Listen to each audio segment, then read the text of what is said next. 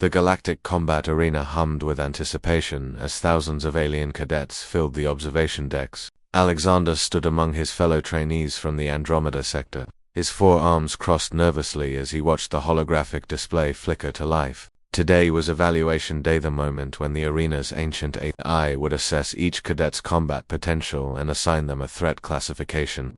Next cohort, please enter the arena floor, the synthesized voice announced.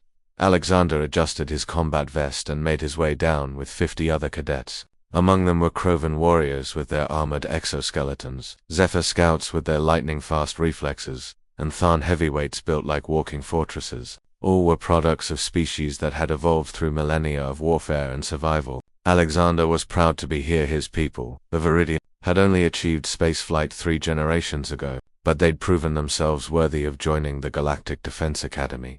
The arena floor stretched before them, a massive oval of reinforced titanium steel alloy. Weapon racks lined the perimeter containing training arms from 100 different worlds. Above, the scanner array pulsed with blue light, its sensors capable of analyzing bone density, muscle composition, neural processing speed, and combat instinct in mere seconds.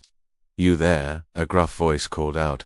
Alexander turned to see Deborah, the human exchange cadet, standing near the weapon racks. She looked impossibly out of place, small by galactic standards, with only 2 arms and no natural armor or claws. Her species had been discovered recently, hailing from a backwater planet called Earth in some forgotten spiral arm. Alexander had heard whispers that humans had barely left their own solar system. "Yes," Alexander replied, curious why she was addressing him.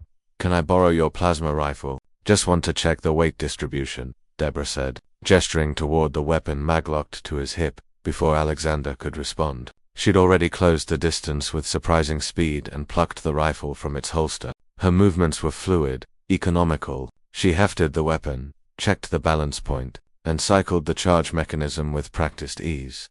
The moment her fingers wrapped around the grip, every scanner in the arena shrieked. Red warning lights flooded the space. Klaxons, the holographic displays erupted with error messages in a dozen languages. Alexander stumbled backward as armed security drones descended from the ceiling. Their weapons trained on Deborah. Alert, alert, unclassified, apex predator detected, threat level, unable to calculate, recommendation, immediate, containment. The arena fell silent except for the warning sirens.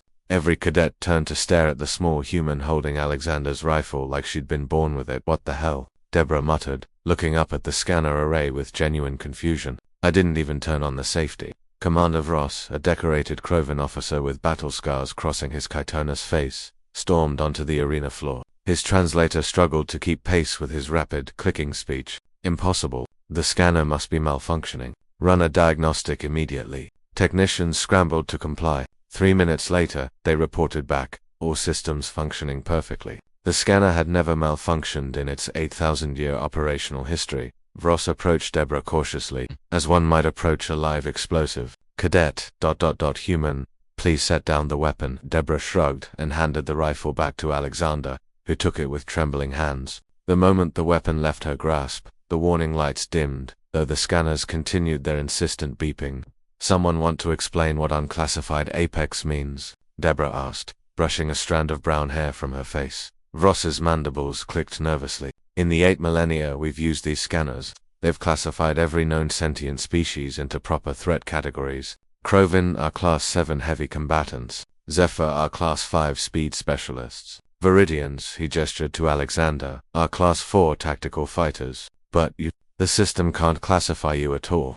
"That seems like a bug," Deborah said. "The system doesn't have bugs," a Zephyr technician called from the control booth. "It's analyzing your entire biological profile. Your bone density is impossible stronger than Krovan chitin but lighter. Your muscle fiber composition suggests both explosive power and endurance that shouldn't coexist. Your neural processing is detecting thousands of micro-movements per second, predecessing everything in your environment simultaneously. And your biochemistry." The technician's voice trailed off in what sounded like, "You have combat drugs built into your own adrenal system." Alexander watched Deborah's expression shift from confusion to understanding, then to something that made his blood run cold. Amusement. "Oh," she said quietly, "you guys don't have adrenaline." "What is adrenaline?" Vross asked. "It's a hormone. When humans face danger, our bodies release it. Makes us stronger, faster, blocks out pain, heightens our senses. It's just ... biology. The arena had gone deathly quiet. Alexander could see the other cadets backing away from Deborah, reassessing the small human who'd seemed so harmless moments ago.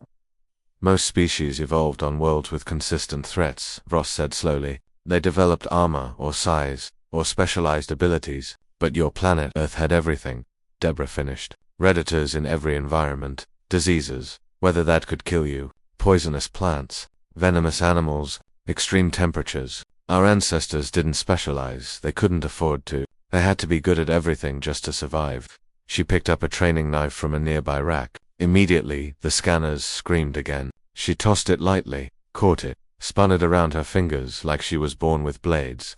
We're persistence hunters, she continued. We ran our prey to exhaustion across entire continents. We threw rocks with enough accuracy to kill from a distance. We learned to cooperate, to plan, to predict what our enemies would do next. And yeah, when we fight, our bodies dump adrenaline and we stop feeling pain until the threat is eliminated. She set the knife down gently. We're not special. We're just ... generalists. Jack of all trades. Master of none, Alexander whispered, completing the Earth phrase he'd heard her use before. Deborah smiled a predator's smile. Alexander realized with a chill, but better than a master of one. Commander Ross stood silent for a long moment. Then he turned to his staff. Flag this. Every human enrolled in the academy needs to be reassessed, and send a priority message to High Command. He looked back at Deborah. Your species isn't just another member of the Galactic Defense Force. You're something we've never encountered before. What's that? Deborah asked. A species that evolved not to survive in their environment, but to dominate it completely. As the other cadets were dismissed, Alexander couldn't stop staring at Deborah. She'd just been standing there, smiling, friendly, holding his weapon like it was nothing, and the most sophisticated combat analysis system in the galaxy had taken one look and essentially said, danger, unknown threat, proceed with extreme caution. Humanity, he thought, they don't look like much, but maybe that's the point. Maybe that's what makes them terrifying.